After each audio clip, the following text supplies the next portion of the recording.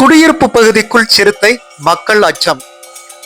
ஈரோடு மாவட்டம் சத்தியமங்கலம் அடுத்த தாளவாடியில் பொதுமக்கள் அதிகமாக வசித்து வரும் குடியிருப்பு பகுதிக்குள் புகுந்த சிறுத்தை அங்கு 3 ஆடுகளை கடித்துக் கொண்டுள்ளதால் பொதுமக்கள் அச்சத்தில் உள்ளனர்.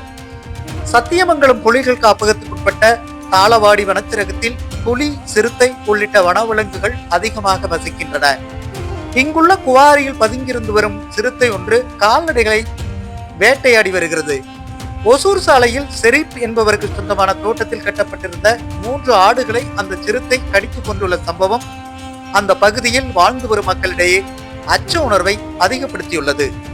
ஆடுகளை கொன்ற சிறுத்தை மனிதர்களை தாக்கும் முன்னர் அந்த சிறுத்தையை வனத்துறையினர் கூண்டு வைத்து பிடிக்க நடவடிக்கை எடுக்க வேண்டும் என பொதுமக்கள் கோரிக்கை வைத்துள்ளனர்.